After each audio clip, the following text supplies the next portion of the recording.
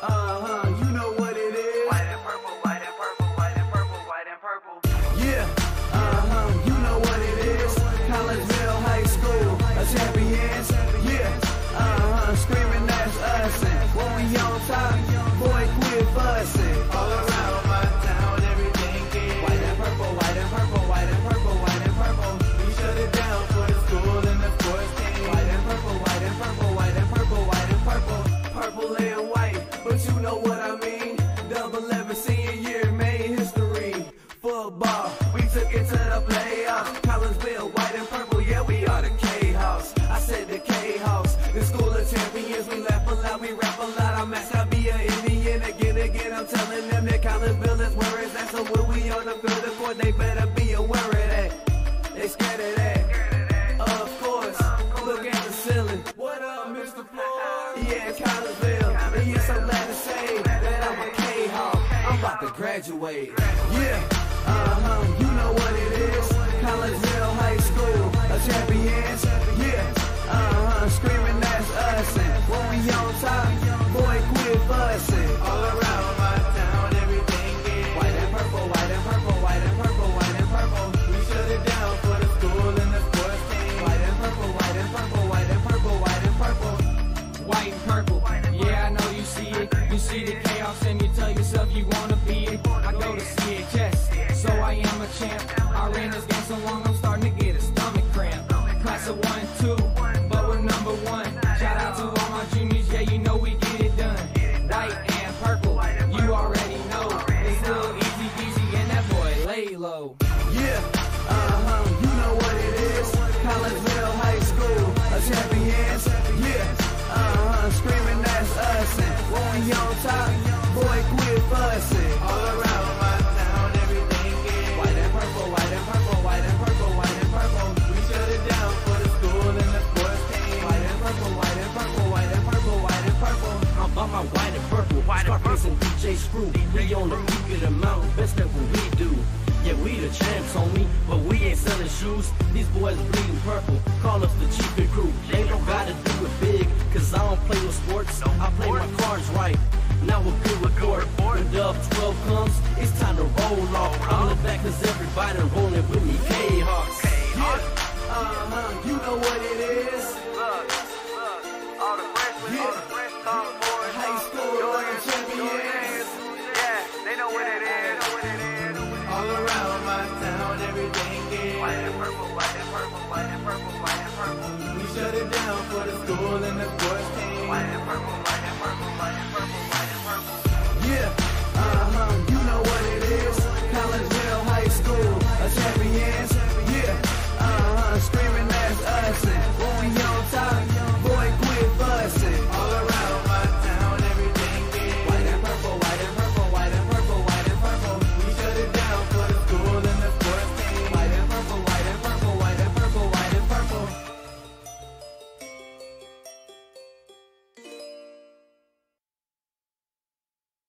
And a very good evening, everyone, as we welcome you to the McKendree Recplex here in O'Fallon as we get you set for some high school hockey action as your Collinsville Kahawks get ready to take on the Freeburg Waterloo team, and we should have a good one for you here tonight. I am Todd Duke, and again, a very good evening. A battle of two teams that, just about 10 minutes or so ago were tied for first place.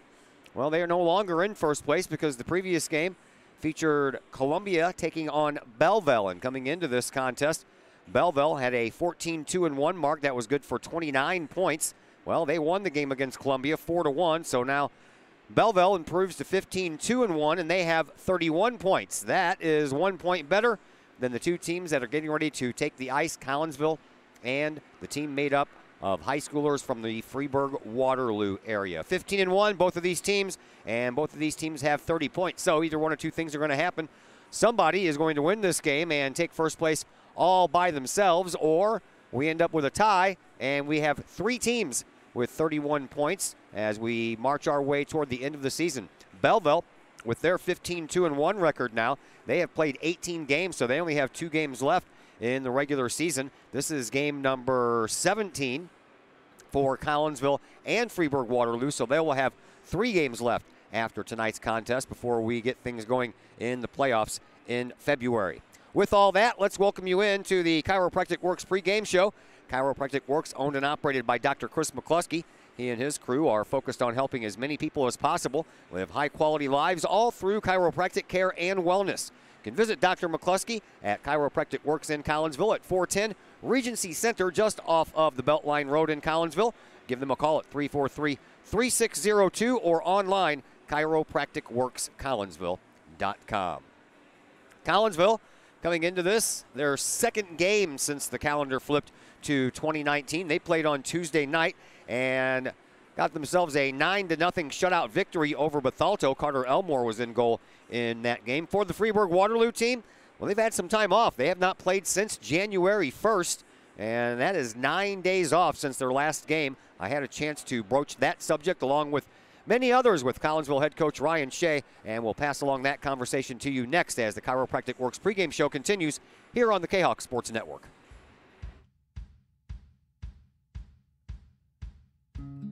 Hey guys, I'm Dr. Chris McCluskey, and I'm excited to be here talking to you about one of our favorite products that we offer to the practice members in our office. It's called Rico's Bioenergy Band.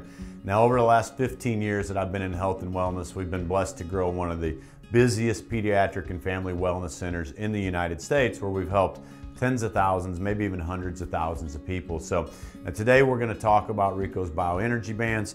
It's a simple band that you wear around your wrist or your ankle. We even have dog bands. What the Bioenergy Band does, it helps you live a higher quality of life, which is exactly what my purpose in life is to help as many people live as high quality of life for as long as possible. So we're going to introduce to you Rico, the band, the science and technology. We're going to perform a test for you all to show you how the product works.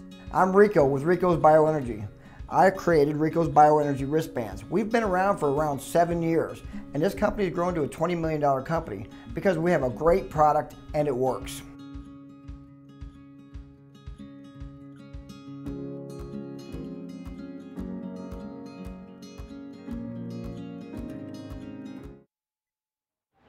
And we welcome you back into the Chiropractic Works pregame show here on the Kahok Sports Network. We're back on the ice for the first time since the calendar flipped over to 2019. And boy, do we have what we think is going to be a good one for you as Collinsville gets ready to tangle with the team of Freeburg Waterloo. Both teams coming in at 15-1 and sitting atop the conference with 30 points. Ryan Shea, the coach of the Collinsville Kahoks, joins us now. Before we get into hockey stuff, sir, happy holidays, happy New Year. How was the Shea family's holidays? Not very eventful. Everything was just went as planned, and getting ready to start a new year, and just happy to get through everything with no injuries, and everything's good to go. Yourself? Family thing, you know, stayed at home on Christmas Eve, and everybody came over to my house, and then on Christmas Day, everybody was gone, and I was at home with the family. That's a good day. That's a very good day. All right, let's talk about some hockey. Talk to us about how things have gone for you since the calendar flipped. You guys still look to be rolling. You've outscored your first two opponents this year 16-1. So let's begin with the Alton game. Tell us about that one. Alton, they can present a challenge if we allow them to get into our heads and play their type of game, which is normally a physical game on the edge of dirty. They weren't. They just came out and played the puck, and our forecheck, excuse me, I think took them a little bit by surprise, and they were really good at icing the puck that game. We took advantage of it, a lot of faceoffs deep in their zone, and we capitalized.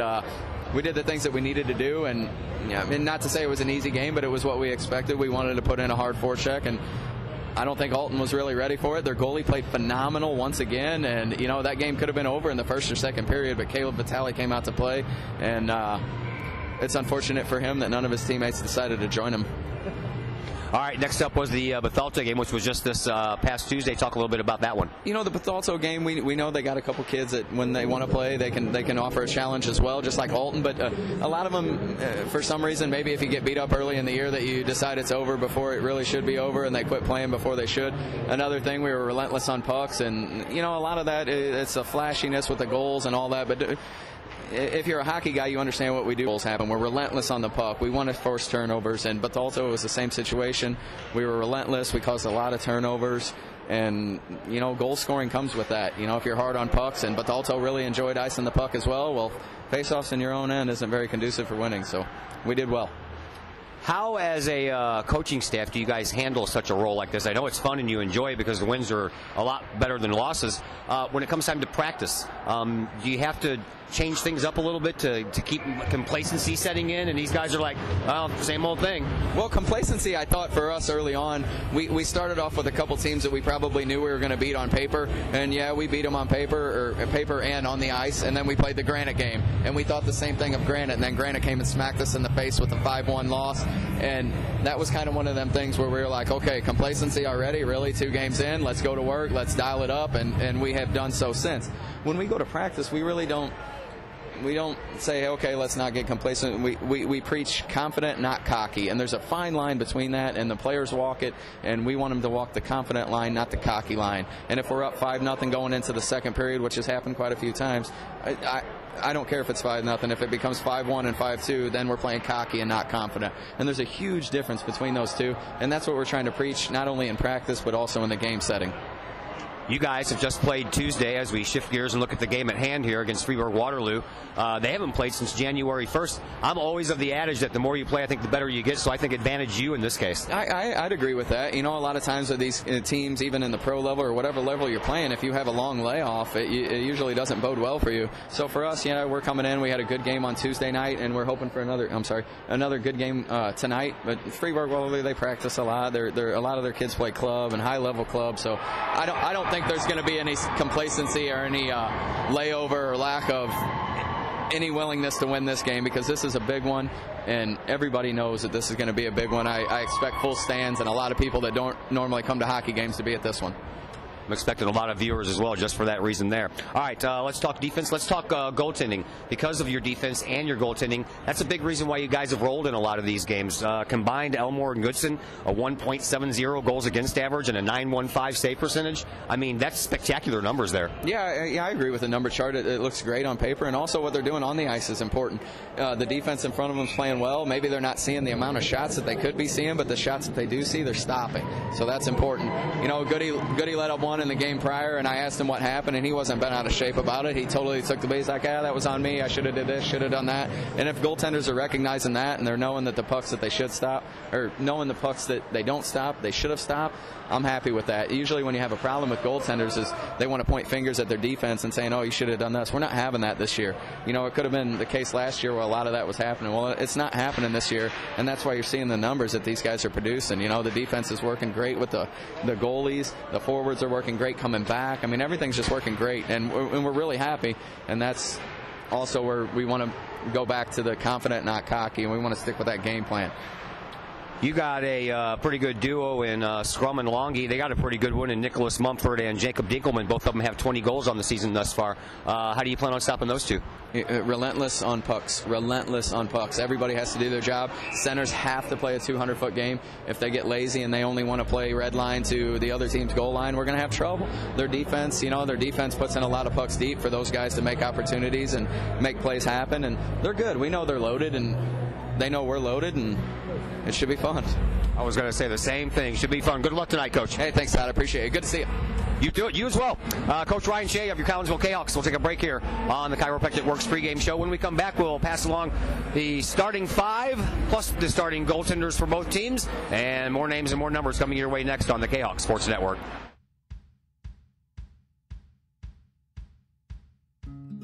Hey guys, I'm Dr. Chris McCluskey, and I'm excited to be here talking to you about one of our favorite products that we offer to the practice members in our office. It's called Rico's Bioenergy Band. Now, over the last 15 years that I've been in health and wellness, we've been blessed to grow one of the busiest pediatric and family wellness centers in the United States, where we've helped tens of thousands, maybe even hundreds of thousands of people. So today we're going to talk about Rico's Bioenergy Bands.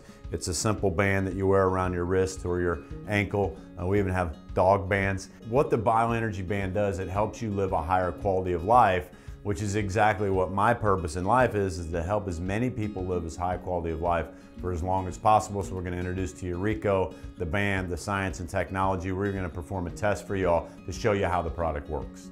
I'm Rico with Rico's Bioenergy. I created Rico's Bioenergy wristbands. We've been around for around 7 years, and this company has grown to a $20 million company because we have a great product and it works.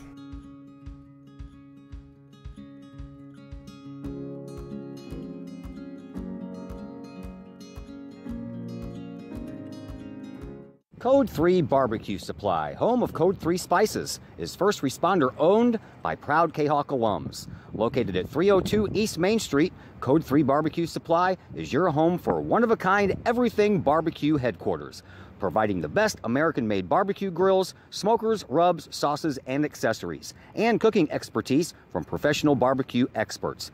Code 3 Spices provides award-winning rubs, sauces, and they donate 25 cents of each unit sold to first responder and military organizations that focus on providing aid to the fallen, suicide prevention, and PTSD awareness. Stop on by, see the guys at Code 3 Barbecue Supply for all of your cooking and grilling needs. Code 3 Barbecue Supply, home of the Memphis in May first place world champion Patriot sauce. Learn more about their products and mission in giving back to those who serve at code3spices.com. Lakeside Roofing in Collinsville. Let the professionals at Lakeside Roofing protect your most important investment, your home or business. Have the elements taken a toll on your roof system? Notice a leaking roof? Maybe it's time for a free roof inspection. Regular maintenance can extend the life of your roofing system by 10 years or more. Lakeside Roofing is your winning team for commercial and residential roofing systems. Lakeside All-Star professionals have installed, repaired, and maintained hundreds of roofs on both sides of the river. Call Lakeside Roofing today, 618-344-2800, or on the Missouri side, 314-241-5253, or online, lakesideroofing.com. Choose experience, choose Lakeside.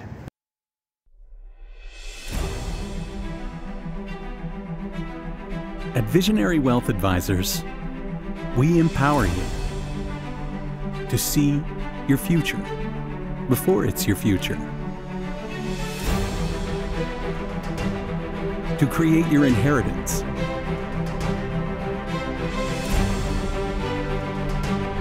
to build your vision, to anticipate the known and unknown, and to find potential in both, and build new dawns. Visionary Wealth Advisors.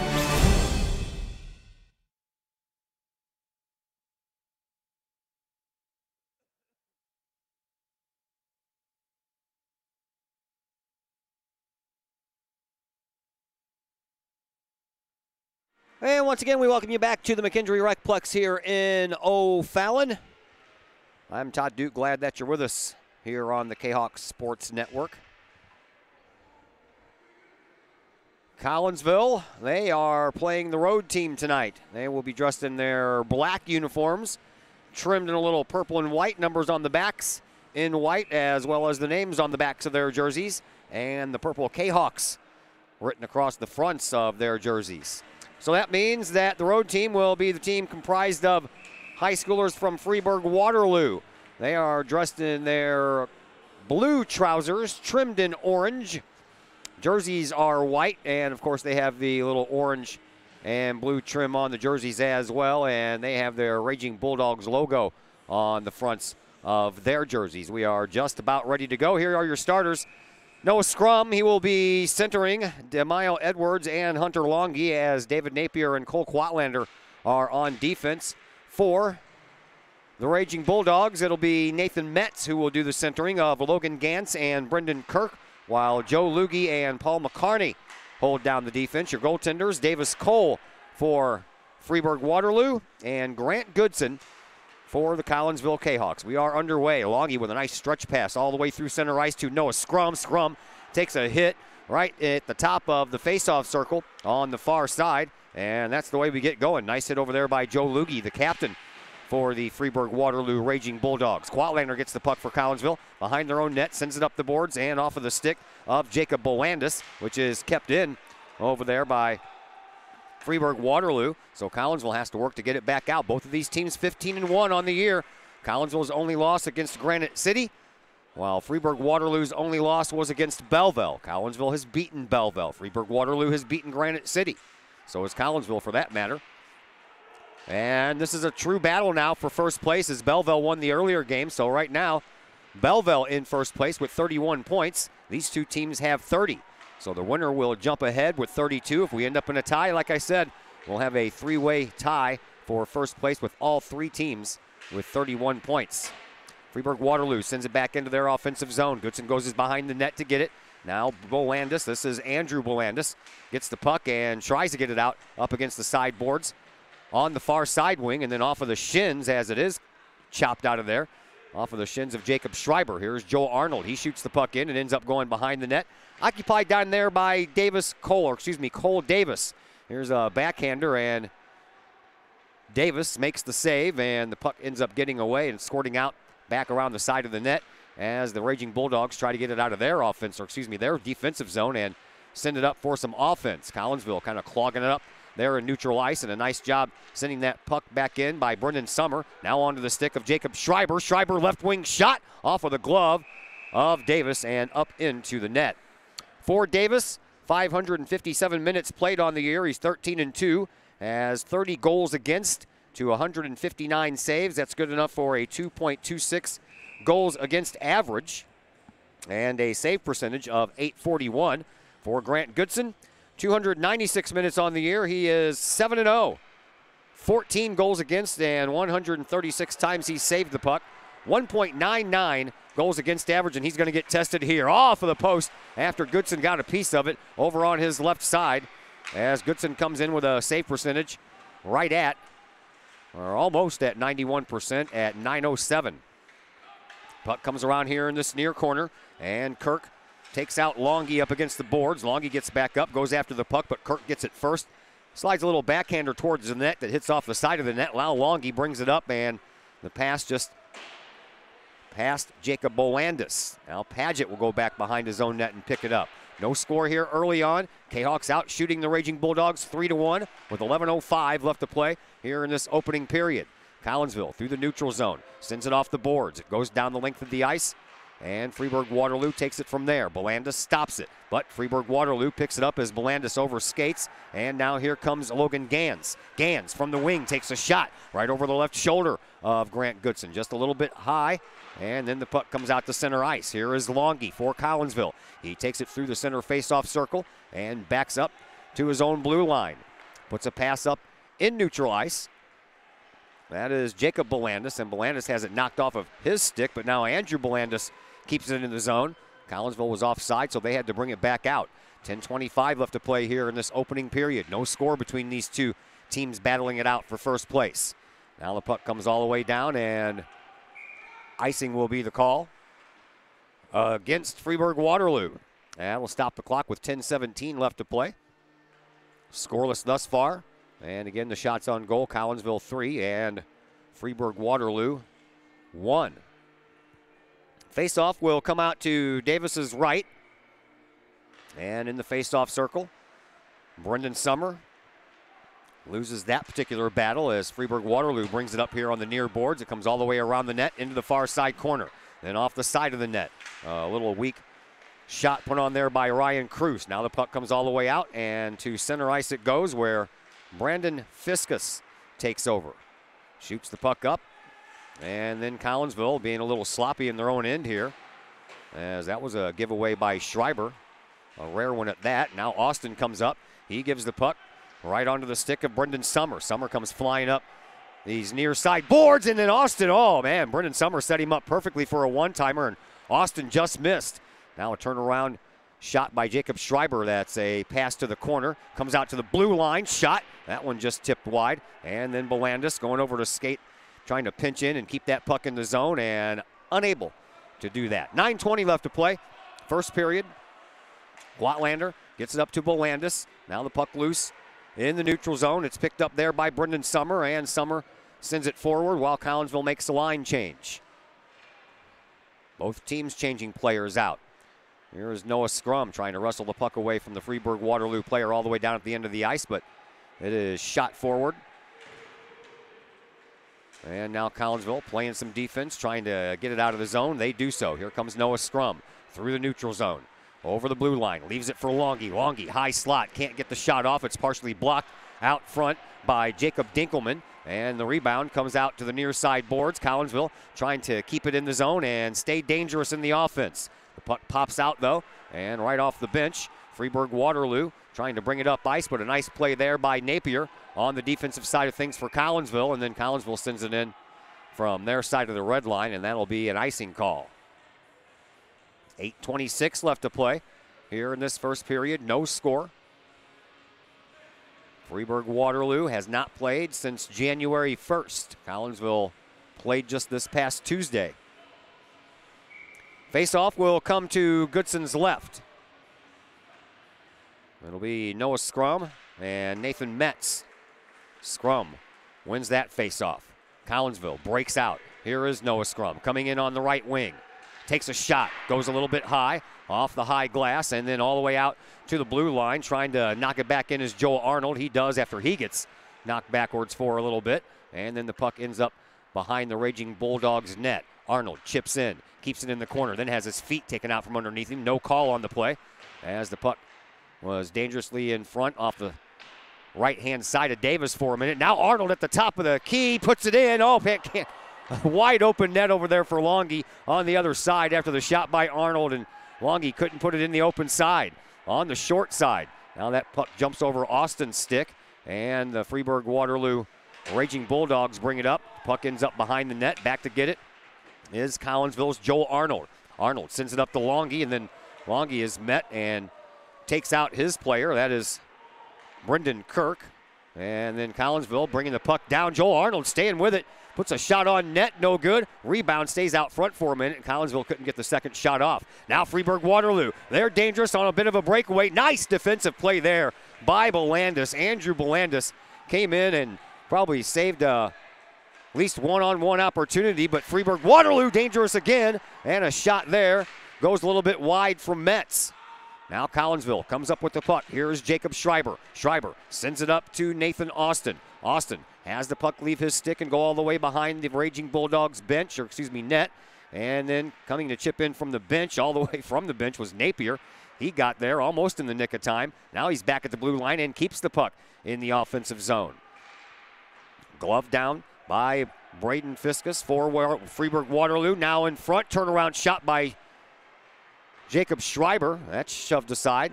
A little bit of a glove save there by Cole Davis. Now this puck comes all the way down across the red line, and it'll be an icing call against the Raging Bulldogs. 6:25 left to play here in this opening period. Collinsville out shooting Freeburg Waterloo 7-2.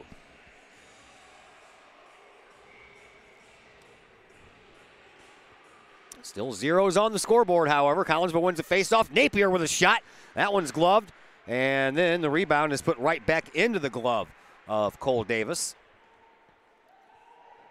Davis, by the way, is 6th in the league with his .841 save percentage. Carter Elmore is number 1 in the league with a save percentage of .923. And his friend in goal tonight for Collinsville, Grant Goodson, is number 4 on that list. We told you his save percentage is a sparkling .907. Faceoff comes out to Davis's right. Won by Collinsville again. Paget at the blue line takes the shot, and Davis swallows it up.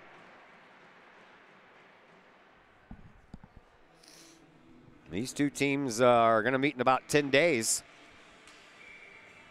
So there will be a little bit of back and forth in the pecking order here, maybe. We'll see how things go out. This one comes all the way down on goal. Grant Goodson has to play it.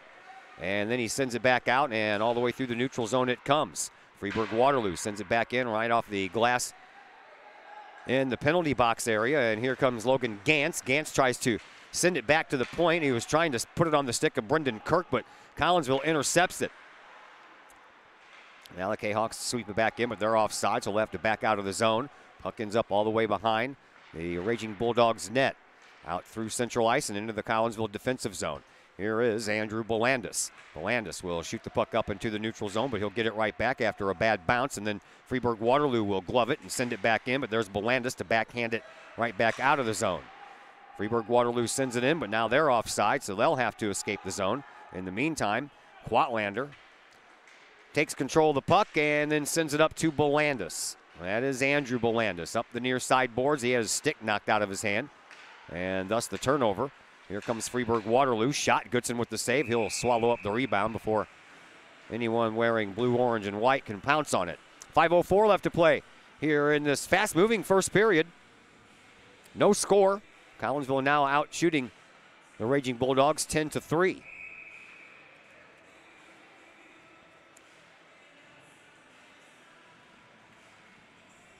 Face off right underneath our location here, and it's sent out of the zone. And a defensive race. Braden Fiskus back there to touch it first, but he can't send it up to a teammate, so Collinsville takes over, and it comes right across in front of the goal crease. Here is Nathan Austin with it in the corner. He'll send it all the way back around the other side to the far side corner, and then Freeburg Waterloo will just send it back out behind their net and try to take over from there.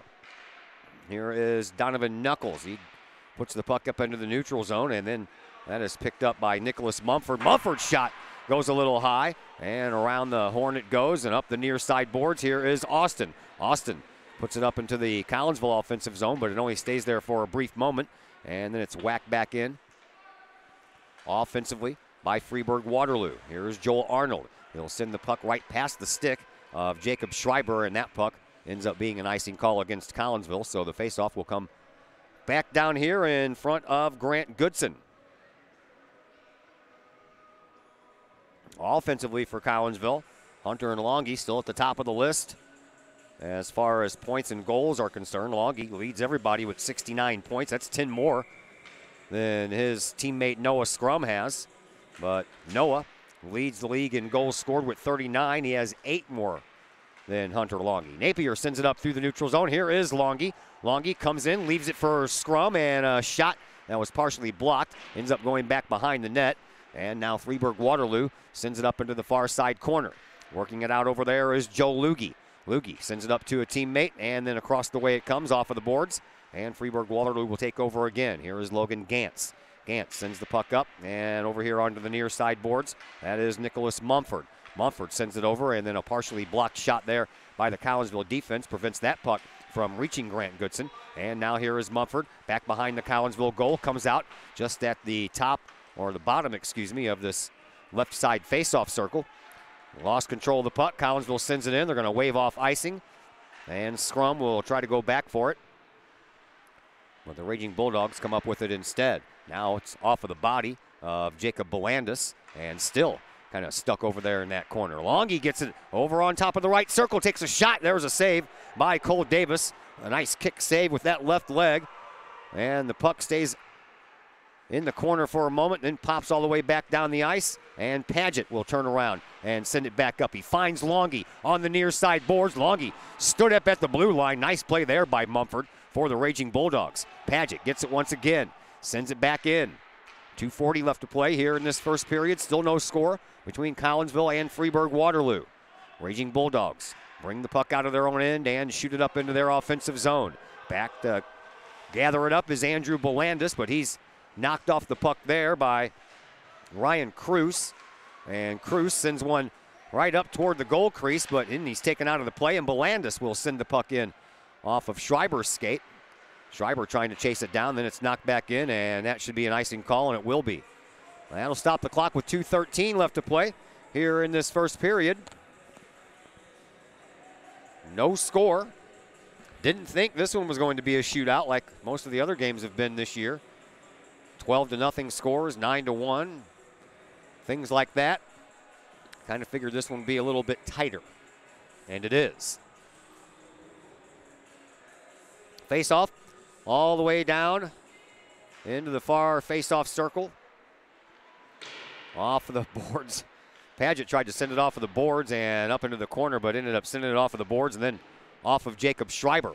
Puck comes all the way out into the near side corner. Picked up there by Austin. He leaves it, and then a little backhand try, and Schreiber sends it back up. That was almost dangerous. Now a loose puck bounces off the boards past Paget, and a nice job there by Andrew Belandis. He put on some speed and got past the speedy Kirk, and that thwarted any offensive effort by Freeburg Waterloo. Paget then whiffs on the puck and then regathers himself and sends it up into the neutral zone. 95 seconds left to play here in this first period. We still have no score as that puck is dangerously in front of Goodson, right through the legs of Napier. Schreiber sends it up, and now an opportunity here for Brendan Summer on the left wing. Takes the backhand shot and then goes face first into the glass as the rebound comes all the way back out onto the near side boards. Now into the slot over on the wing. A shot. Longy can't get it to go in.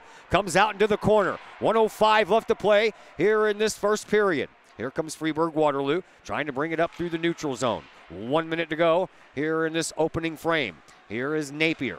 Dave Napier sends it up to the neutral dot to Hunter Longy off of his stick and onto the stick of Alexander Stinger. Now Longy trying to fight off a defender over in the faceoff circle. Referees are letting him play. No calls yet. And now over into the near side corner it comes, and then up the boards and not out. Collinsville kept it in. 35 seconds left to play. Freeburg trying to send it up off the glass. They do so. It's picked up at neutral ice by Logan Gantz. Gantz has a couple of defenders in which to deal with, and then Collinsville takes care of the puck. Quatlander has it up the near side circle off of a leg, and then it comes right back to Quatlander, and he'll send it up, and that'll be an icing call. 18.5 seconds left. Collinsville has had some chances. They're out shooting the Raging Bulldogs 13-3, but Cole Davis has kept his team in it.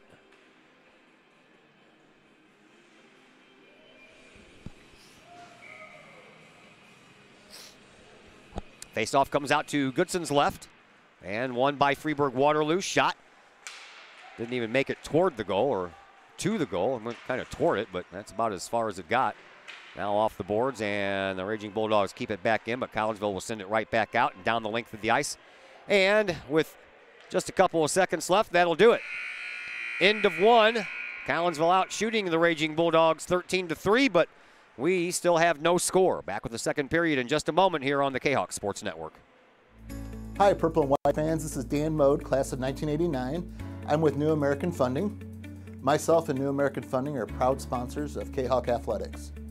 As we have great coaches at CHS on all the courts, fields, and tracks, we like to coach you through the home buying process and refinance process. If there's ever anything we can do, I can be reached at 618-973-5343 or www.danmodeloans.com. Let's support our student athletes at CHS. They deserve the best. Thank you for your time, and go Kahawks.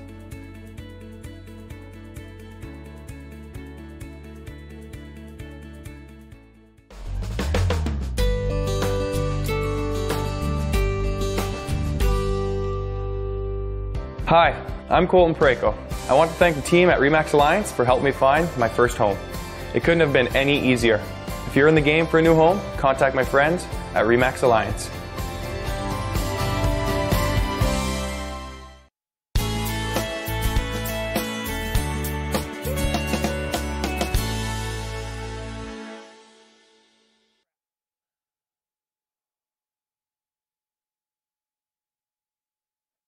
And we welcome you back to the McKendree Recplex here in O'Fallon. I'm Todd Duke. Dak Ledbetter on the camera for us tonight. We appreciate that.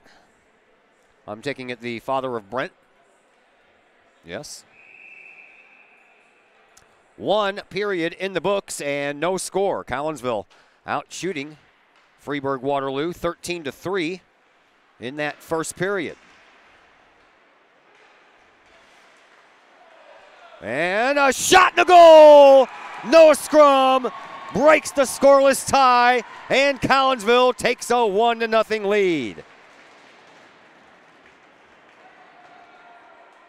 Boy, that didn't take very long. 11 seconds in. And Noah Scrum continues to lead the league in goals with goal number 40 on the year. I was trying to write down the shots on goal for the first period. I look up, and there's Noah Scrum standing right in the high slot, or the low slot, and puts the puck right in the net. Collinsville up 1-0. We're just underway here in period number 2. There's a save by Goodson down at the other end.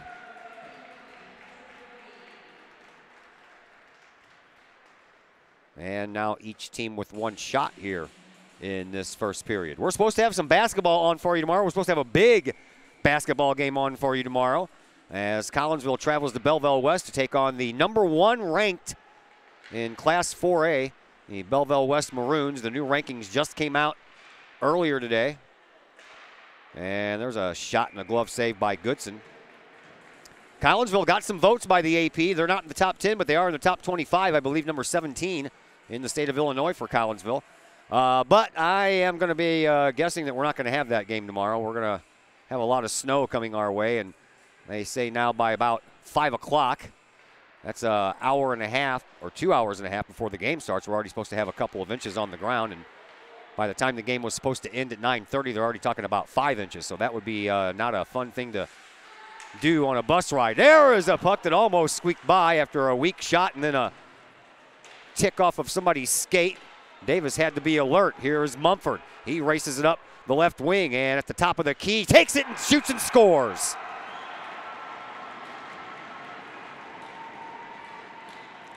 So it didn't take long after the Noah Scrum goal. Mumford, who we talked about in the pregame show, that's his 21st goal.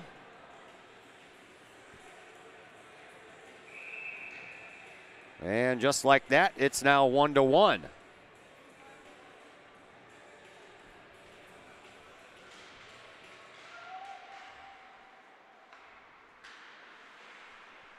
Face off again at center ice. Here comes Collinsville trying to get it right back. A shot, and that one almost snuck through the pads there of Cole Davis.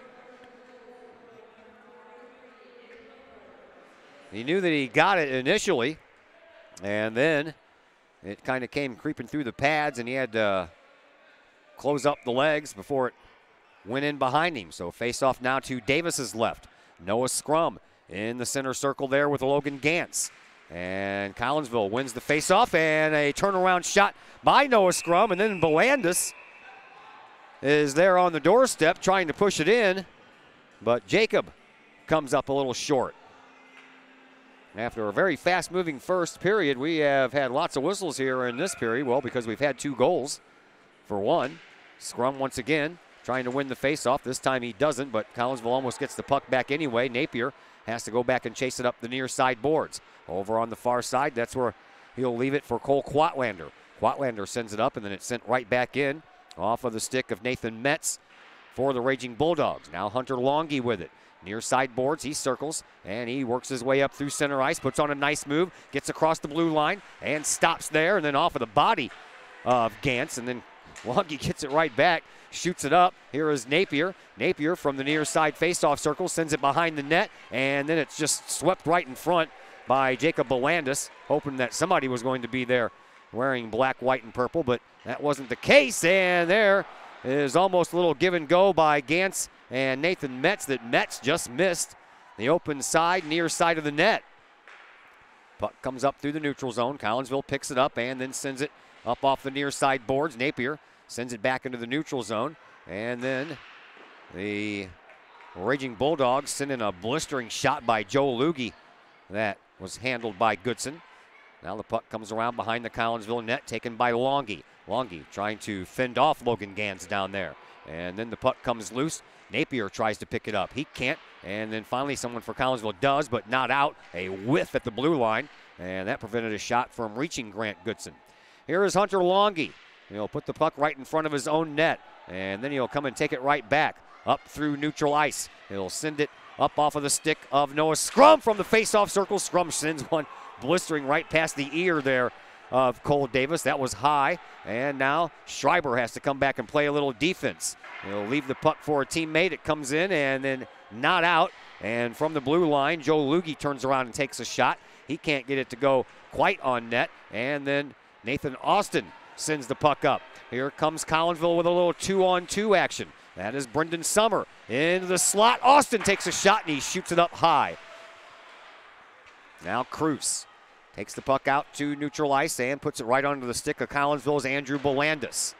And then the puck through the neutral zone, and the Raging Bulldogs and Loogie will come back and get it and bring it up ice for another offensive try.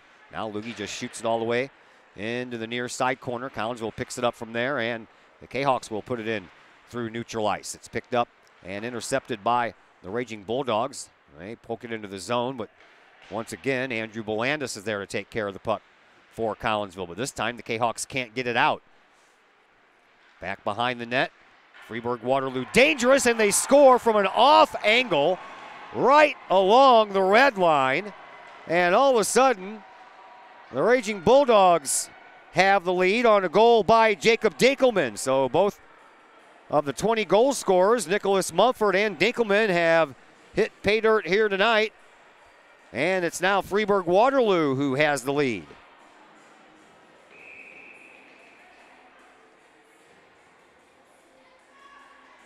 So Dinkelman makes it 2-1. And I can't even begin to tell you the last time Collinsville trailed in the game. Might have been the Granite City game. So now Collinsville trailing has some work to do. And the Kahawks bring it up into their offensive zone. Scrum couldn't quite keep control of the puck. It goes into the corner and then shot around the net. And Longy trying to come out to get it, but he's beaten to the puck first by Mumford. Mumford comes in, excuse me, on the right wing. Now back behind the net, takes another shot right from where Dinkelman just scored from. I swear Dinkelman was still actually behind the net when he let that puck go. And now a point-blank shot taken there by Donovan Knuckles. And all of a sudden, Freeburg Waterloo is dangerous here in this second period. Puck goes up the near side boards and then back behind the net. Napier takes it from there and then loses control of the puck, but Longy is over there to clean it up from one corner to the other, but kept in over there by Logan Gantz. Collinsville getting a little sloppy with the puck in their own end. Now here is Hunter Longy. Sends the puck all the way up and all the way across the line. Scrum is going to get a penalty. And I believe that is going to go against Mumford, or is it going to go against Malcarney? It is going to be Malcarney. So the first power play of the game is going to belong to Collinsville. Comes with 8:55 left to play here in this second period. Freeburg Waterloo up 2-1. All the goals being scored here in this second period after a scoreless first period. And Collinsville will have a chance to work some magic on the power play. Timeout called. Kahawks out shooting Freeburg Waterloo 17-9. I think Collinsville called a timeout here. They want to try to settle their team down. A little sloppy play down in their own end there for a little bit. And Freeburg Waterloo has capitalized and have scored 2 goals here in this second period. But Collinsville getting ready to start a power play. They don't keep track of power play numbers in the league, so we do not have those numbers to pass along to you.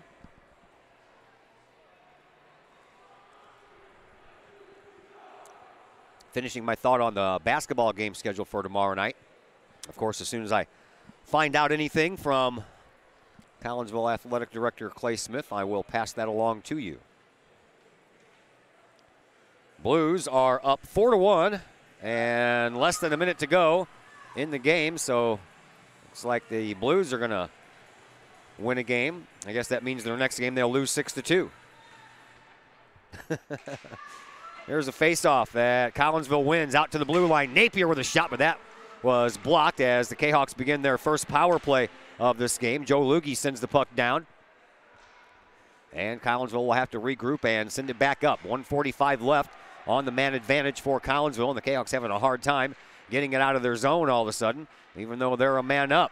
Through neutral ice, here comes Noah Scrum. Gets around a couple of defenders and over here on the left wing, now back behind the net, puts it in front, and Longy couldn't quite get a shot on it. Now a loose puck. Longy almost trying to do the same thing Dinkelman did down there. Now here's Scrum. He'll leave it for Longy. Longy leaves it over on the far high point for Napier. Into the slot. Scrum couldn't get a stick going on it. Longy, nice keep in. He skates around one and puts one toward the net. It goes wide, and back behind the net it goes, and Napier with a great job keeping it in. Back to Longy. Shot. That one tipped a little bit high, and that one goes into the net. We'll have a whistle with 1:04 left to go on the Kahawk power play.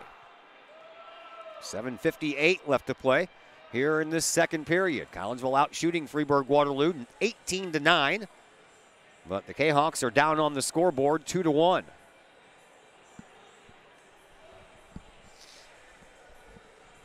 Face-off will come out to Davis's left. Brendan Summer and Mumford. One by Summer. Arnold sends it back to the blue line. Over onto the corner. Here is a shot by Napier that goes a little wide. Here is Longy to Napier in the slot. A shot, a save, and Arnold sends it back out to the blue line. Napier once again into the slot now for Longy, and a shot and a save by Davis, and he swallows up the puck to get the whistle. Collinsville down here are peppering Cole Davis, but can't find the goal right now. 41 seconds left to go on the man advantage for Collinsville. 7:36 to play here in this second period. Once again, it is Nicholas Mumford in the circle against Brendan Summer, and Collinsville wins that faceoff back to Napier. Napier from the blue line sends it up into the corner where Kraus just sends it up, trying to hope to get it out. Longy kept it in over here on the near side boards. Gives to Napier, back at the blue line. Back to Longy. Longy gets around one, in the slot, shoots and scores! Hunter Longy, a power play goal, and we're tied at 2.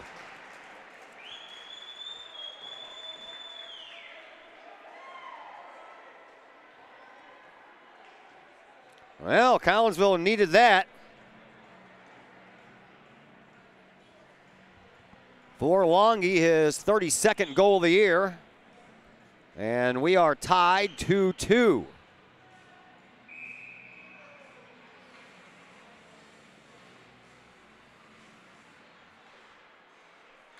Face off at center ice, won by Freeburg Waterloo. Fiskus has the puck in his own end, sends it over here on the far side, and sent up by Chase Moen.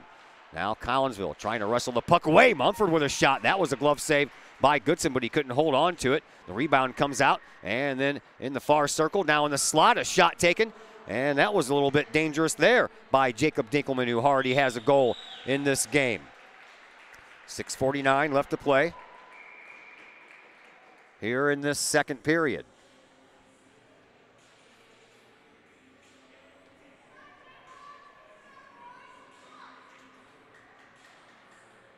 Face-off will come all the way down to Goodson's left. Jacob Dinkelman in the face-off circle going up against Jacob Schreiber.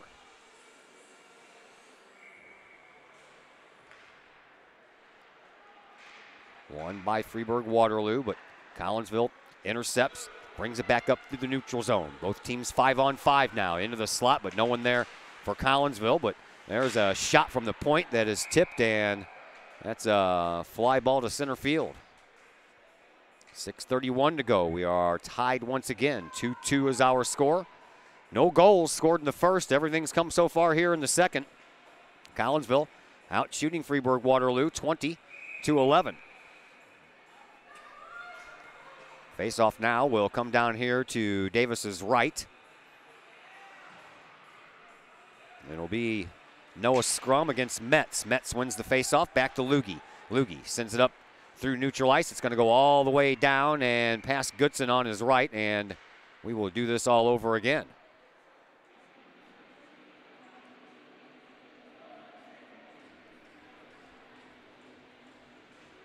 .624 left to play here in this second period. Metz and Scrum once again, and once again Metz wins it, and Lukey takes it, but this time he couldn't get it out. Collinsville keeps it in. Longy was dangerous there in the slot. Now kept it in again, did Hunter Longy, but coming up to skate up on it is Brendan Kirk, and he'll take it over, and then Collinsville intercepts Longy in the slot. Now over to, Scrum over on the right wing, and that one is swallowed up by Davis, and then a couple of pushing and shoving matches going on, and it's Stinger against everybody else for Freeburg Waterloo. Stinger was outnumbered down there. 6:05 left to play here in this second period. Blues won 4-1. They will head to Washington, D.C. for their next matchup Saturday night. Just beat the Stanley Cup champions a few games ago. I'm thinking the rematch is not going to be so easy this time in Washington. Here comes Scrum up the right wing, top of the circle and up against the side of the net. A penalty coming up, and again, it is going to go against Paul Malacarny. And oh, this time Loogie takes Noah Scrum face first into the boards. And we should have a couple of penalties coming up. And Noah Scrum is on the ice and he's hurt. Coach Napier coming to check out, as well as David, coach's son, coming to check out Noah Scrum down here in the corner. And I don't know if the referees saw it. The first penalty was called against Malacarny, but Loogie just, man, boarding call should be forthcoming. Logie is still, or excuse me, Scrum is still on the ice, so we're gonna take an injury timeout and hope that everything's okay. Looks like he's moving and getting up, so maybe we won't take an injury timeout. We'll have to sort out the penalties as the medical staff here at the rink is coming out to check on Noah Scrum. And I mean, he face first into the glass. Loogie hit him from behind when Scrum was just getting up after being tripped behind the net by Malacarny. And we'll have to maybe do a couple of tests here for a minute on Noah Scrum to see if he's okay and to see if he can stay in this game.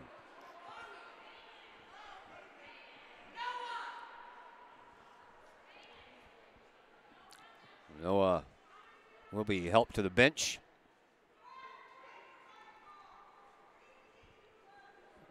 Mostly under his own power. Coach Napier has his left hand on the back of Scrum, and Scrum will go to the bench. Have a seat for a while and see if he can clear off those cobwebs.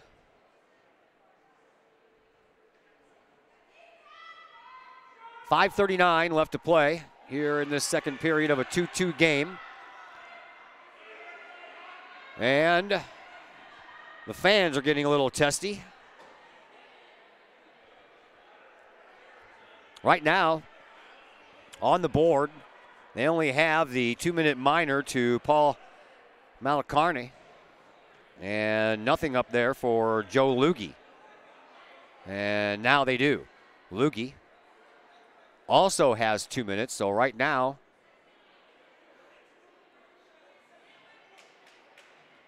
it's a double minor.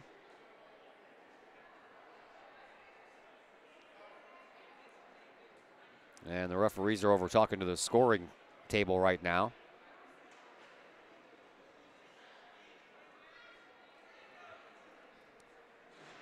I don't know if that should have been even worse than a 2-minute penalty.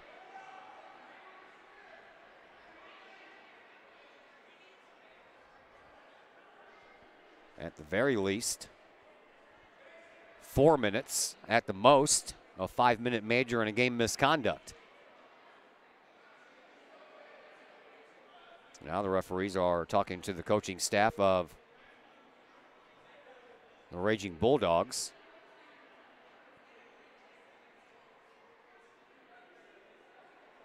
At any rate, we hope that Noah Scrum is okay.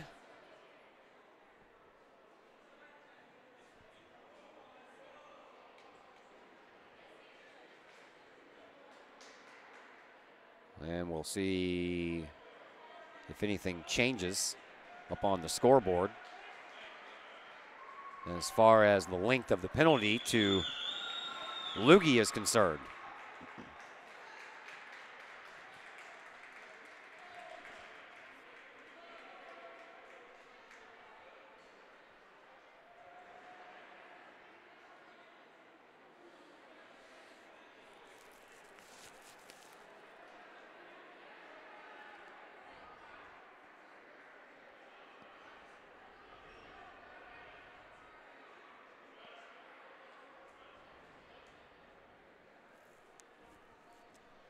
Still over there talking things over with the Freeburg Waterloo bench. Boy, I hate to see that happen. Game was going along and everybody was having fun, watching and playing, and then all of a sudden we come to a complete standstill because of a ill-advised penalty. A penalty that just didn't need to happen. I mean, scrum was tripped up by Malcarney behind the net, actually at the side of the net. Penalty was already called. There was nothing Lugie could do about it, but he decided to come in and slam Noah Scrum face first into the glass anyway.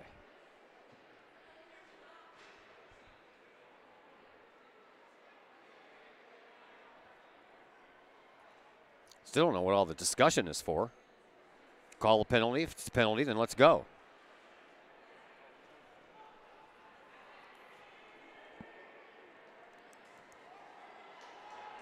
Longy's goal at the 7:19 mark has tied things up here at 2 apiece. Now, the referee's talking things over with the Collinsville bench.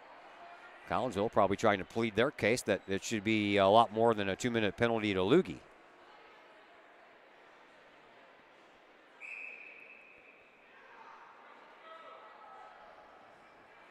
All right. Face-off is going to come over here right underneath our balcony perch. And Collinsville will have a 5-on-3 man advantage for 2 minutes. Mumford against Summer. We're back underway. Comes out to Napier. Napier from the blue line. Puts it over into the face-off circle here for Schreiber. Schreiber back to Napier at the blue line. High slot. He'll send it over on the far side, and it gets just past the stick of Hunter Longy. Longy regroups and sends it across the ice, where he was hoping that Schreiber could put together a one-timer here at the face-off dot, but that didn't happen. Now here is Longy.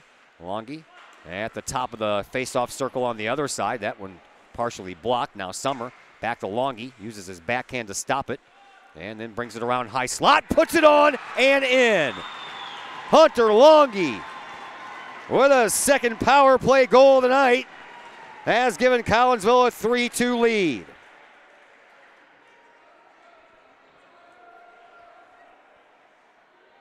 Comes at the 5:05 mark.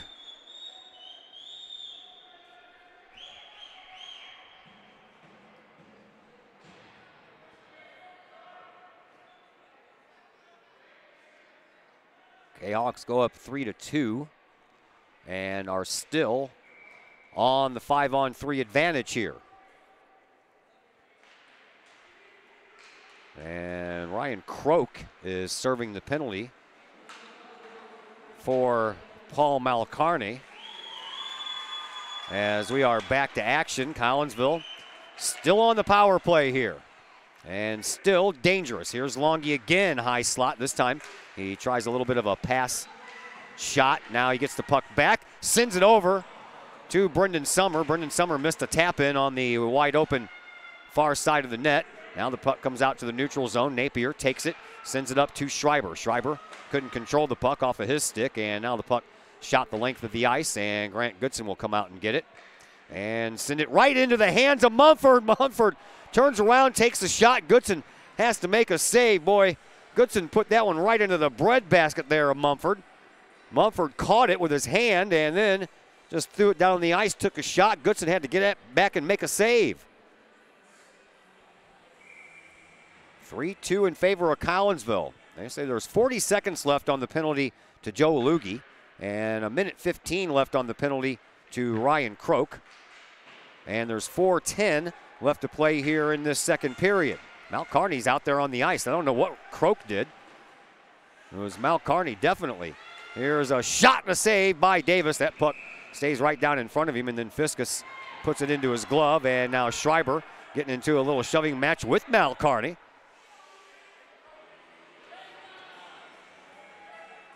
Malcarney's feeling a little testy out there today. I don't know why he's not in the penalty box. He was the one who yanked down Scrum to begin with.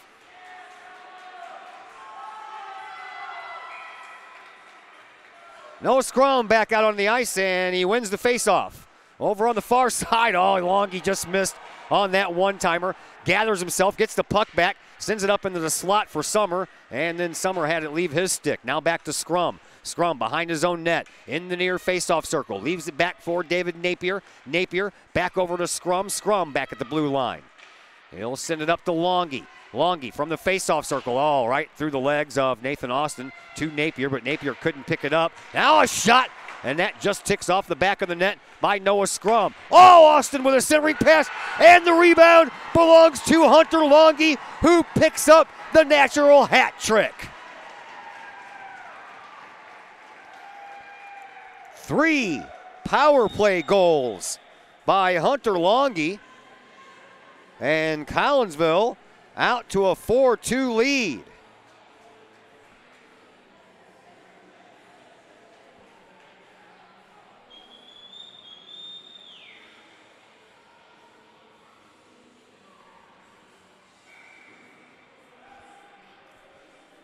Wow. Quite the turn of events going on at this place, let me tell you what. 3:27 left to play here in this second period. Collinsville up 4-2. Natural hat trick by Hunter Longy. And now Noah Scrum has left the ice. He is walking back to the locker room.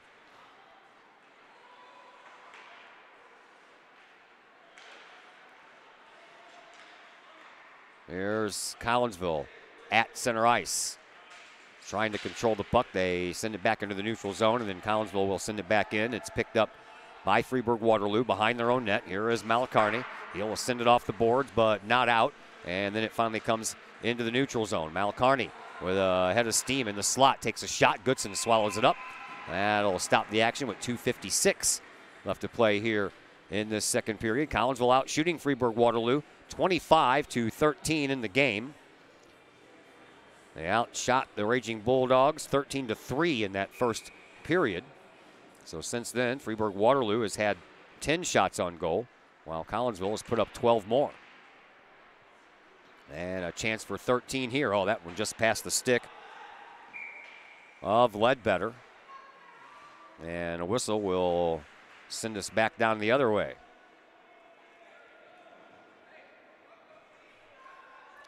Brent Ledbetter into the game for the first time. Has a goal this year. But Collinsville will have to play some defense first, as this face-off is to Goodson's right. Won by the Kahawks, but they can't get it all the way out. And then they do on the second effort. Here is a little bit of a whiff at the blue line, but Collinsville will take it over in the neutral zone. Sending it back in is Andrew Belandis, and it comes all the way down here underneath our broadcast location. Up against the near side board. Knuckles couldn't get it out. Austin, he found the loose puck, and then he gets taken out by Stevens. And then Knuckles sends it back up into neutral zone, but it didn't really quite make it there. Collinsville did a good job of keeping that in. Here is Austin in front. Oh, a turnaround try there by Brendan Summer, but that was blocked out by Knuckles. That never did get anywhere close to Davis. Summer, nice job. Oh, just off of the skates, though, of Jacob Schreiber. As Summer did a nice job trying to keep that one from crossing the blue line. Here is Braden Fiskus, who sends the puck up to Knuckles. And Schreiber trying to muscle it away from Knuckles. It comes up to Jacob Dinkelman, who has a goal. His shot high and then off of the blocker glove of Grant Goodson and into the netting. 1:39 left to play here in this second period. Kahawks up 4-2. Whoever wins this game will have sole possession of first place. Right now, sole possession of first place belongs to Belleville. After their 4-1 win here tonight over Columbia, they have 31 points. Both Collinsville and Freeburg Waterloo came in with 30 points, and both with sparkling 15-1 records. Raging Bulldogs send it off the boards. 90 seconds left to play here in this second period. Here is David Napier. Napier skates it through the neutral zone and now into the offensive zone and all the way up to the goal. Puts a shot on and a save by Davis. Napier ends up with the rebound all the way over on the far side boards. Circles, puts it in front, trying to find Belandis, but Belandis had to jump over the stick of Nathan Metz. Metz has it, left wing, comes in, puts it through the slot. No one there wearing a white jersey to send it on home, so Collinsville will take it and bring it on down. It gets clogged up into neutral ice a bit. And with under a minute to go, Paget will go back and get it for the Kahawks. He'll leave it back there for Alexander Stinger, and Stinger sends it up high off the glass, and Paget now trying to wrestle it away once again. He does. Near side corner. Through a couple of skates, and then across the other way. David Napier will take it and start working his way up ice. 30 seconds left to play here in this second period. He'll send it up through the neutral zone, and it'll be knocked in off of the skate of Stinger. Then he puts it up into the corner, and the Kahawks go back for a line change. 15 seconds left to play here in period number 2. All goal scoring has taken place here in this second period. Collinsville with 4, and Freeburg Waterloo with 2. That's a total of 6. Now the puck into neutral zone, but not enough time to do anything with it. And at the buzzer, a shot will sail wide. That would have been disallowed anyway because it was after the buzzer sounded. 4-2 after 2 periods of play. Kahawks have the 2-goal lead. Back with the third period in just a moment here on the Kahawks Sports Network. Sloan's Pub House in Collinsville. Sloan's Pub House is now into their second year of operation on Main Street in uptown Collinsville. Sloan's Pub House offers daily lunch and dinner specials that feature homemade pizza, burgers, sandwiches, salads, and more. Sloan's Pub House offers a great variety of craft libations for you adults, as well as a great brunch on Saturdays and Sundays. Sloan's Pub House, 119 West Main Street in Collinsville. Call 855-9100 or online, sloanspubhouse.com. Mike's Automotive in Collinsville. Mike's Automotive is a T3 certified tire center, and they can handle all of the basics, like oil changes and tune-ups, and the not-so-basic stuff, like complete engine rebuilds. Mike's Automotive also has 24-hour towing and has 3 locations: Millstadt, St. Louis, and in Collinsville at 1150 St. Louis Road, just blocks from the high school. Or call 345-0611, online at mikesautomotive.net and Mike's Automotive on Facebook.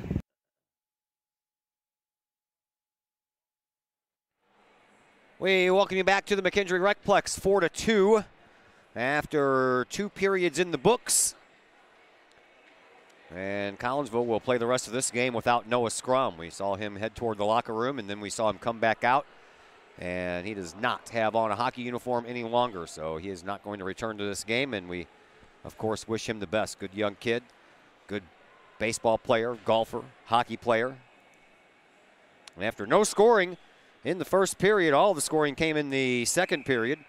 Scrum scored first to give Collinsville a 1-0 lead. Then Munford scored to make it 1-1. His teammate Dinkelman scored next to make it 2-1. And then Longy with a natural hat trick to get Collinsville's next 3 goals, and they all came on the power play. Here at the blue line, shot back in by Cole Quatlander, and then sent back down the length of the ice. That is going to be an icing call against Freeburg Waterloo.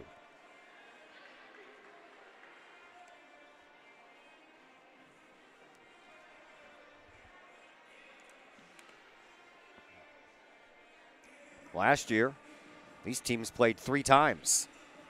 First game resulted in a 1-1 tie. That was the second game of the year. And then Collinsville lost the next 2. Napier with a little backhand shot. In the 16-17 season, Collinsville lost the first game of the year. And then the Kahawks rattled off the next 2. And that championship season, where Collinsville won it all, they lost to Freeburg Waterloo.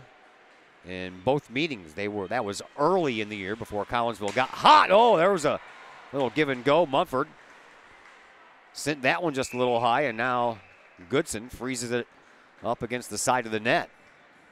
Dinkelman and Mumford also almost worked some magic there, as Dinkelman left it for Mumford in the slot. Mumford's one-timer ended up being tipped high. 13:04 left to play here in this third period. Collinsville up 4-2.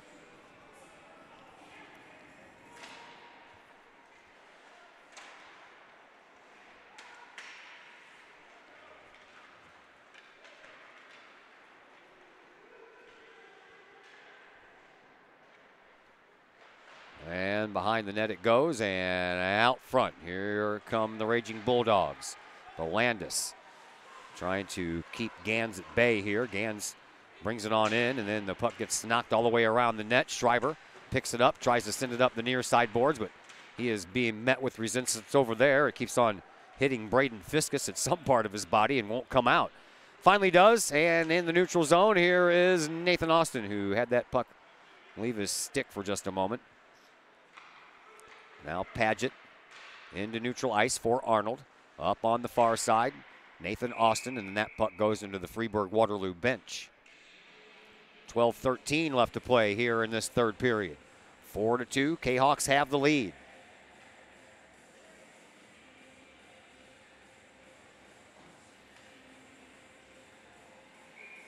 Well, the Lady Kahawks lost their basketball game at home tonight against Belleville West on Veterans Night, 56-40.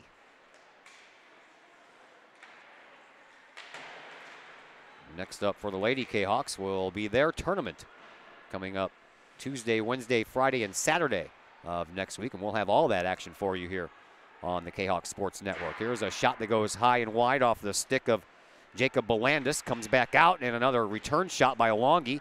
That gets tipped wide. Now Belandis turns around, puts it back on net. Almost tipped in there by Connor Bush. Alongi gets it out to the blue line. Belandis keeps it in. And then Connor Bush trying to wrestle the puck away from the Raging Bulldogs, but high off the glass. That puck comes all the way back into the neutral zone, and here is Paget trying to shove it back in backhand style. He can't, so he'll just skate the puck in. Then Longy comes up with it. He'll take over right at the neutral zone and send it back to Belandis. Belandis on defense will send it up into the neutral zone for Connor Bush, but Bush had it jump over his stick, but he finds it again and sends it up into the far side corner with 11 minutes left to play here in this third period. Raging Bulldogs come away with the puck. They send it up but not out. Here is Longy over on the left wing, now in front. Oh, a whiff right in front for Jacob Belandis. Couldn't have been set up any prettier than that by Hunter Longy. Now Napier back at the blue line sends it up. It comes into the slot, and it is picked up by Freeburg Waterloo. Here comes Gans. Gans makes the blue line and the high slot. Tried to turn around and take a shot, but actually his own teammate Kirk got in his way. When Gans went back to load up the shot, he hit he hit Kirk's skate.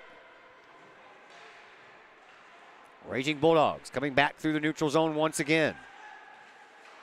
Malacarney with a shot and a glove save by Goodson. Rebound comes all the way back out to the circle. High off the glass, Quatlander knocks it down and sends it up the near side boards. And the Raging Bulldogs go back into their zone to get it. Excuse me. Nathan Austin almost had a steal there, but it just hopped over his stick. Here is Logan Gans. Gans trying to dance his way through the neutral zone. Can't get past Schreiber. Jacob comes in. Left wing. Leaves it. Shot. Oh, that was a little bit dangerous. Got tipped out far, but it did still come in toward Davis. And then in front of the net, Brendan Summer tries to sneak one in there, but he can't. And now a couple of bodies being taken out in front of the net. We're going to have a penalty coming up. And this one is going to be against Freeburg Waterloo. There was another open net. And now the Raging Bulldogs touch it up. And once again, Collinsville will go on the power play. 9:30 left to play here in this third period. Kahawks out shooting the Raging Bulldogs, 29-15.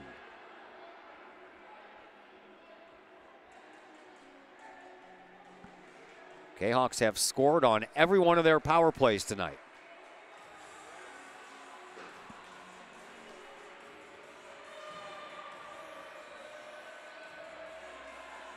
And it's going to be against Malacarney. Well, this is the second time he's been in the box. I think he should have been in there 3 times, but for some reason or another, Ryan Croak ended up in the box last time. Actually, there's going to be 2 penalties again.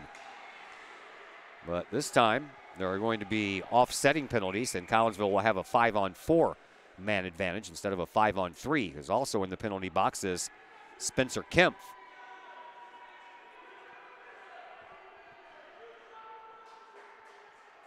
And now, Freeburg Waterloo coaches are wanting to voice some complaints again.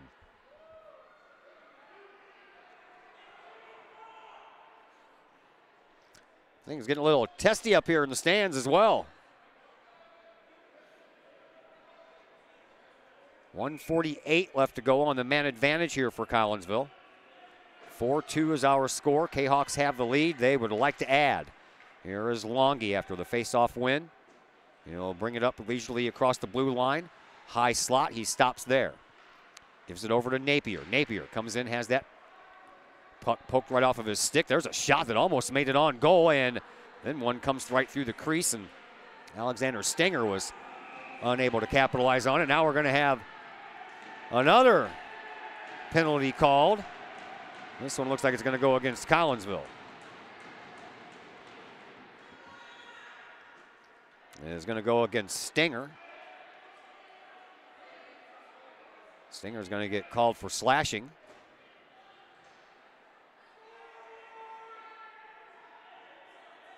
And we'll have a little, well, now they did end up taking the skater off the ice the last time. I'm confused.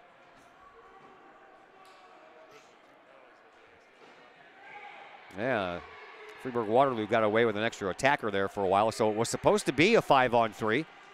So it'll remain a power play for Collinsville. It'll be a 4-on-3. Here is Hunter Longy, who has 3 power play goals tonight, almost with a 4th, as that one ends up high off the glass behind the net, then shoved over into the corner. Here is David Napier. So the Raging Bulldogs will have a little bit of a power play coming up at the end of this. Here's a shot by Longy, and that one is tipped wide, and the rebound comes up into the far side corner. Napier trying to wrestle it away over there. He can't do it, so he'll have a teammate do it for him. It comes in front, shot by Summer. It won't go. And then the puck comes all the way out the other end, and Grant Goodson will come and give way for David Napier. 44 seconds left to go on the 2 penalties to Freeburg Waterloo. 1:10 left to go on the penalty to Alexander Stenger. Here is Longy again, a shot. That one gets tipped wide. Into the corner it goes for Brendan Summer. Summer will send it around into the far side corner. Longy going to give it a chase down, and he does come away with the puck. Sends it up in front to Schreiber. Schreiber couldn't get the shot off. 50 seconds left to go here in this game. And a shot to goal. Collinsville will add to it. As we are just about at the end of this one, Collinsville will make sure that they will be the ones finishing in first place.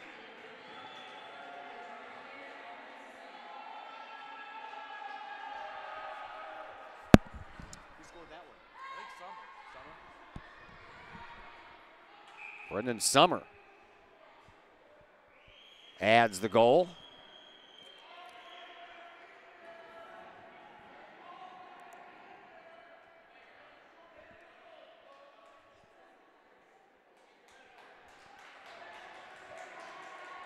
At any rate,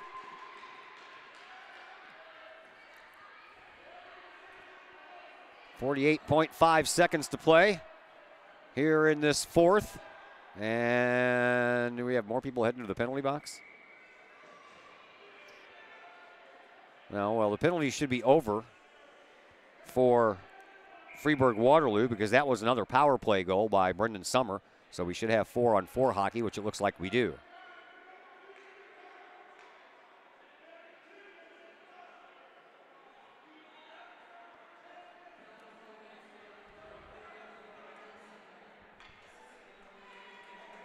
So Brendan Summer will pick up his 16th goal of the year. They're all still trying to figure out what's going on. There's more people in the penalty box. Back in the penalty box is Spencer Kempf. As Freeburg Waterloo brings the puck in with 40 seconds left to play, and that is offside.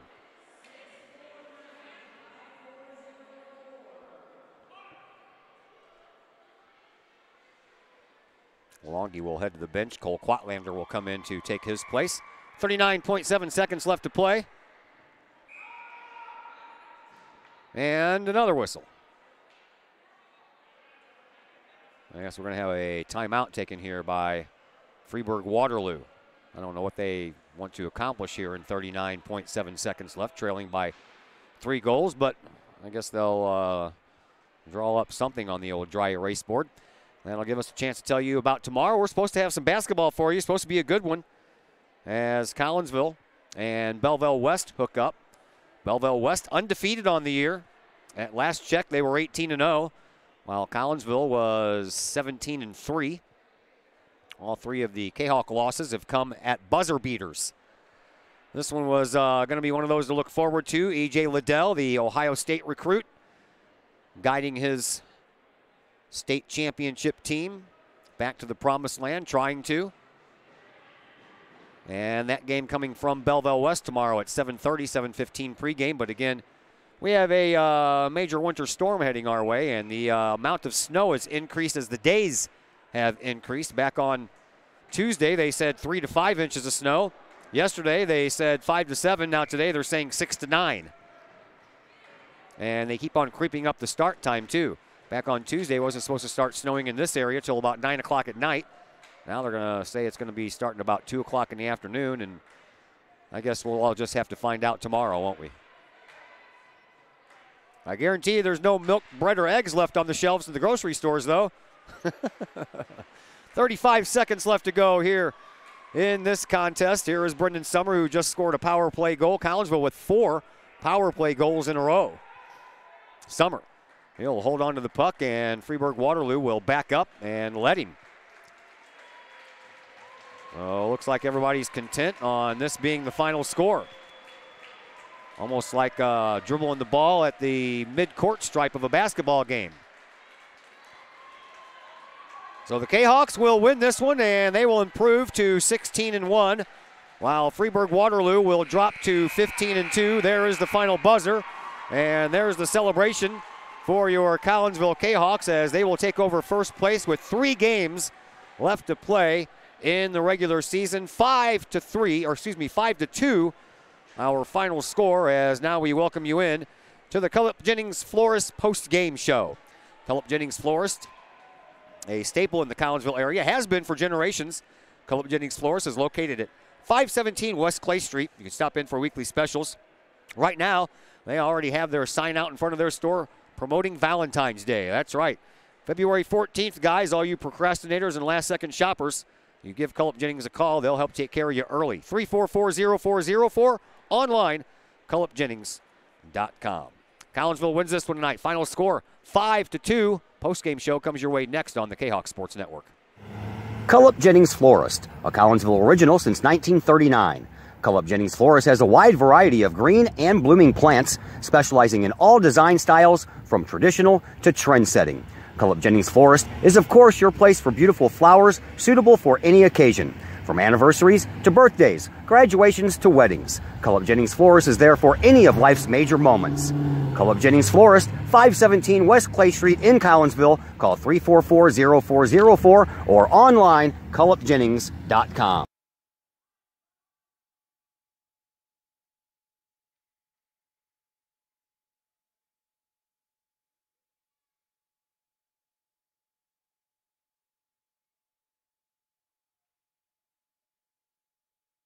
Lakeside Roofing in Collinsville.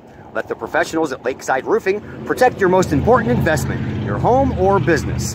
Have the elements taken a toll on your roof system? Notice a leaking roof? Maybe it's time for a free roof inspection. Regular maintenance can extend the life of your roofing system by 10 years or more. Lakeside Roofing is your winning team for commercial and residential roofing systems. Lakeside All-Star professionals have installed, repaired, and maintained hundreds of roofs on both sides of the river. Call Lakeside Roofing today, 618-344-2800, or on the Missouri side, 314-241-5253, or online, lakesideroofing.com. Choose experience, choose Lakeside. All Pro Tees is your place for custom apparel for your school, business, sports team, and more. All Pro Tees offers a variety of services and options, and they'll walk you through that process step by step. They pride themselves in being a local Collinsville business, and they specialize in helping their clients promote and grow that business, all with custom apparel. All Pro Tees, right across the street from Kahok Stadium. Online at allprotees.com or call 344-2200.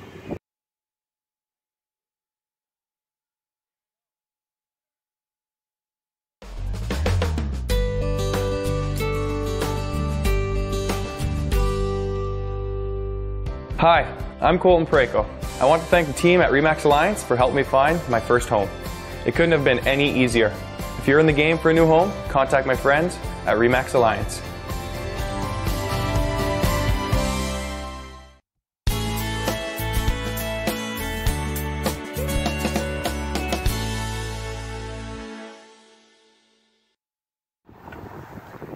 First National Bank of Waterloo. Visit First National Bank of Waterloo in O'Fallon for your mortgage and lending needs. Why? Super low closing costs, low construction loan rates, and they do so much to support our local communities. When you need a loan, come see Bill Metzger at First National Bank of Waterloo. Call Bill at 618-632-1010 or visit him at 104 Regency Park in O'Fallon or online fnbwaterloo.com. That's my bank.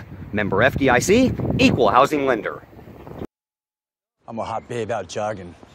I'm out making sure this stays a 10 when you drive by. You're checking out my awesome headband when... Oops. That's when you find out your cut rate insurance, it ain't paying for this. So get Allstate. Save cash and be better protected from mayhem, like me. Mayhem is everywhere. Are you in good hands? Call me, Mike Cluck with Allstate, for a quote today. And once again, we welcome you back into the Cullip Jennings Flores pregame show here on the Kahok Sports Network. Collinsville wins this one tonight by a final score of 5-2. Ryan Shea, the Collinsville Kahok head coach, joining us now on the postgame show. First of all, Coach, how is Noah Scrum? I know it's too early, but how is he? You know, he had the one shift after. We talked about it, said, hey, you ready to go? And he goes, yeah, I'm good. He got on the ice. You could tell there's the way he was skating. He really wasn't feeling it too good. He comes back off and said, I'm out of here. I'm feeling kind of groggy. And I said, that's a good choice. And he went off the ice. So, you know, that's all in all his making sure his dome's okay. And everything's way more important than stupid hockey stuff. So hopefully he's okay and he'll be ready to go for us again. But, yeah, a little headache, hopefully, and a little grogginess is all. What a stupid penalty. Yeah, I mean, I didn't see it. I was kind of talking to some of the kids. And then, you know, if you turn around and, you know, one of your best players on the ice face down, you're like, what happened? And everybody's going crazy and stuff like that. And you know, you never know if you don't see the play develop. And I didn't really see it develop very well, but hopefully Noah's okay. Yeah, I did. He was already down on the ice because he got tripped, and the referees called that penalty. As soon as he gets back up and he's face first into the boards, he gets slammed from behind. Yeah, I mean. You could kind of see the physicality that Freeburg brings, and that's part of their game plan. And, you know, they were implementing it really well in the first period. And, you know, I just told the boys, be patient, be patient, be patient. We were doing all the right things. You know, they made 2 really, really good shots on their goals. And, you know, sometimes, you know, a better shot beats better goaltending. And that's what happened, in my opinion, on their first 2 goals. Their only goals. So. Yeah, what a very tight first period. Oh, yeah, it was. It was a little nerve-wracking on the bench. And, you know, we were shortened some stuff up, and a couple of kids weren't performing the way that we knew that they could, so we're sitting them to try to get it in their heads. Hey, man, this is a big game. Let's wake up. And kind of worked out. So yeah, 32-15, you outshoot them. So that's a nice feather in the cap. Besides the win, all the pressure that you put on them. And hats off to Davis, their goaltender. He made some beautiful saves out there tonight. Yeah, absolutely. But you guys peppered him. Yeah, we did. And that, you know, that's kind of been what we've been doing a lot of this year. Hey, let's put heavy amounts of shots on the goalies. Eventually the wall will break. And it was like that in the Alton game. We had heavy, heavy amounts of shot in the first period, and we couldn't get through, and we just preached patience, patience, patience. Once it cracks, you know, once you get a hole, and boom, and it does. And kind of happened that way in this game. Once they let up number 3, then number 4, and then so. Yeah. Once the bottle was open, it all came pouring out, didn't it? Yeah, a lot of times it does. Hunter Longy, no stranger to hat tricks, but he got a natural hat trick tonight, and all 3 of them came on the power play. Yeah, and that 5-on-3, you know, when I called that timeout, we were like, hey, this is the game right here. We have to make this count, because if we don't score, then they have a huge, huge momentum. Hey, we just killed a 5-on-3 against the most potent offense in the league, and blah, blah, blah. And that could have easily went the other way, but we put 2 behind them, and we were off. Yeah, Grant Goodson had a steady game in goal. He allowed 2 on only 15 shots, but like you said, they were 2 quality goals that he allowed. Really good shots. The second one, I was like, oh, my word. Yeah. You know, that was just amazing. I thought he was behind the net when he shot it. It looked like it. You know, when I saw him wrap around the puck, and he was – and then I heard bing, and they're celebrating. I'm like, are you kidding me? Yeah. I mean, that's just a great shot. So, you know, hat off to that kid, whoever it was that made that shot. But that's a great play. So yeah, good for him. Dinkelman. We talked about Dinkelman and Mumford in the game. They had the 2 goals. Yeah, there you go. You know, you did your homework. I do. I try to, man. I put a lot of work into this stuff. Nobody realizes that. Oh, that's easy stuff. Stand up for a couple hours, broadcast a game. And you guys got to face these 2 guys again against each other in about 10 days. Yeah, it's not too far away. No. and there's a huge tournament that weekend, so from what I understand that we're going to be down some of our key players and they're going to be down some of their key players, so it might just be a little bit less tempo game than this one. I hope not. I mean, I had heard prior to this game that 3 of their best players weren't going to be here, but then they ended up being here. Okay. That's what you want. Yeah. I mean, you want to. I'm sure they didn't want to play us against right. Hunter. Shorthanded. Exactly. Yeah. So you want to play the best with their best, and I'm sure they wanted the same. So. Yeah. Well, it was a good game. You guys getting ready for the playoffs? Not a lot of games left. No, not too many. I think we got 3. We got East Alton, Woodver, Highland, and then these guys again. So, not too many left. Yeah. All right. Well, thanks for the visit, Thank sir. you. Appreciate it. Good to see you again. All right. You too as well. Ryan Shea, the head coach of your Collinsville Kahawks. They are victorious here tonight by a final score of 5-2. That is going to do it for us. Thank you very much for taking the time out of your evening and spending it here with us on the Kahawk Sports Network. Again, we're supposed to have some basketball action for you tomorrow, but just stay tuned. Stay tuned to that Facebook page. We'll let you know as soon as we find out whether that game is going to be a go or not. Big thank you to Dak, Mr. Dak Ledbetter, for taking some time and operating the camera here for us tonight. We always appreciate that. And again, Mr. Ryan Shea in the pre and the post-game shows. My name is Todd Duke, and until tomorrow night or maybe next week, have a good evening, everyone.